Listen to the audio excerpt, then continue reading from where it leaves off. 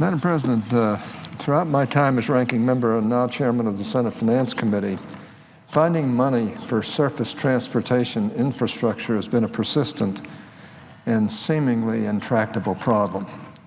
Even as we went into this year with a new Republican majority in the Senate, none of us could have imagined that we could find a way to provide 5 years of solvency and stability for the Highway Trust Fund. And yet, with today's announcement of the completed conference report, that is precisely where we are right. Now, the conference report for the Fixing America's Surface Transportation Act will hopefully be enacted within a few days' time.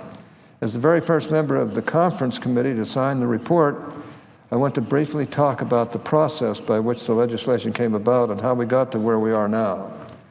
Immediately before the Memorial Day recess, there was an unsuccessful attempt to put together a package to possibly get the Highway Trust Fund through the rest of 2016. The agonizing difficulty we faced at the time in dragging ourselves through another 18 months gave us a desire to think bigger than we had before. That is why I was determined to help find a way out of the cycle of short-term infrastructure bills, and why I believed it was necessary for us to think outside of the perennial or proverbial box and look everywhere for potential offsets. Generally, the Finance Committee is responsible for the financing title of any highway bill that goes through the Senate. Usually, we do our best to work within our committee's jurisdiction to identify offsets. However, because those resources have been quickly drying up, we had to look elsewhere for this package. After the committee spent weeks examining numerous options and alternatives, I was able to present our distinguished majority leader with a list of offsets that, while not necessarily ideal, would allow us to put together a long-term highway bill without raising taxes or increasing the deficit. I'm very pleased with the work we were able to do there, as that list of offsets formed the basis of the funding for the long-term deal we'll likely be voting on in short order. As we continued on, by the end of July, the Senate had managed to pass a bipartisan infrastructure bill with 3 years of solvency, funding, and certainty for the Highway Trust Fund.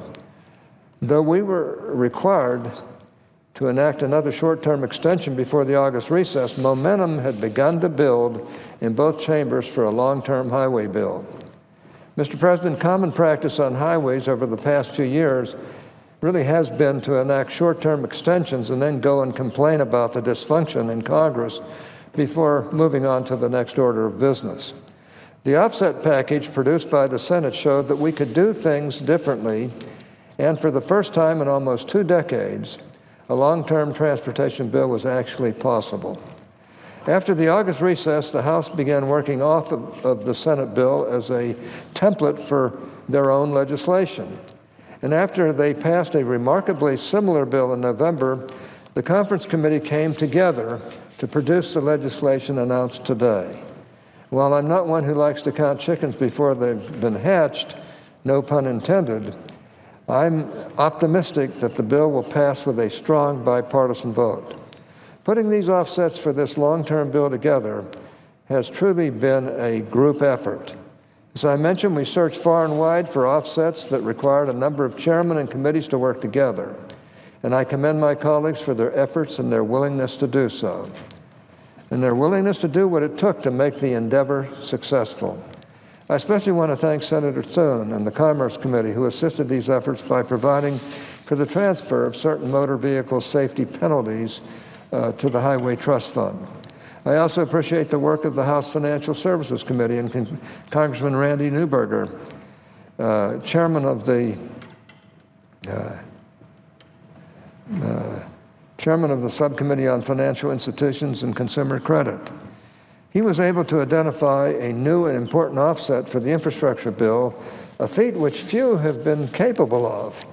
And while, as is often the case around here, some were very quick to throw out criticisms of individual offsets and were less willing to offer suggestions for suitable alternatives.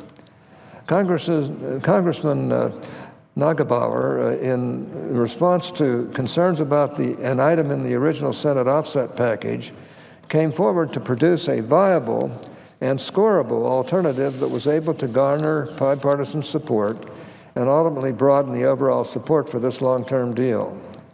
Back in July, when the Senate first proposed a long-term bill, many said we couldn't do it without raising taxes.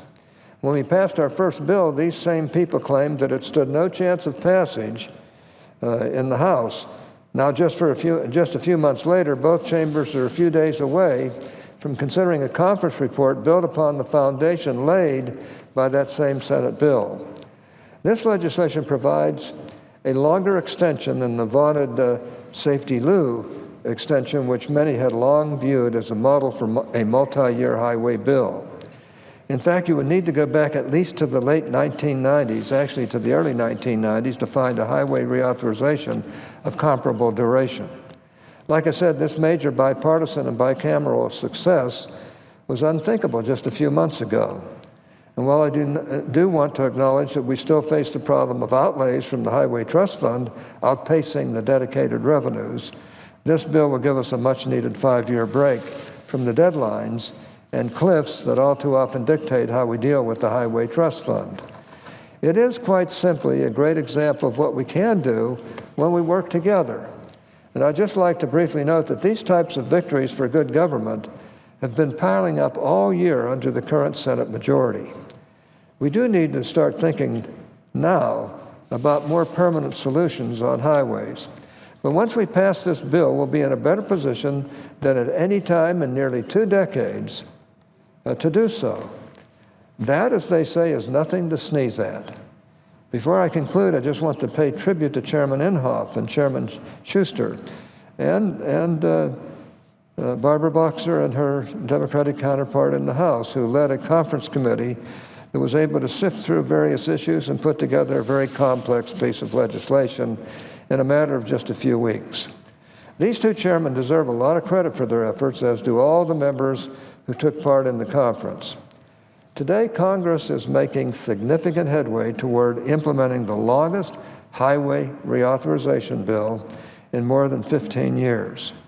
We've heard time and again that a long-term highway bill would only be possible if we included a big tax increase. Yet we've been able to defy the odds and provide much-needed funding for America's bridges, highways, and roads for the next 5 years. This marks a watershed moment for our transportation community, who will now have the security and stability they need to plan, implement, and complete critical infrastructure projects. Of course, while we've crossed a major hurdle today, our job is not yet over. There's still one more vote to go, but I'm confident we'll get there. I look forward to continuing to work with my colleagues on both sides of the aisle to complete our work and ensure a strong multi-year highway bill is signed into law this year.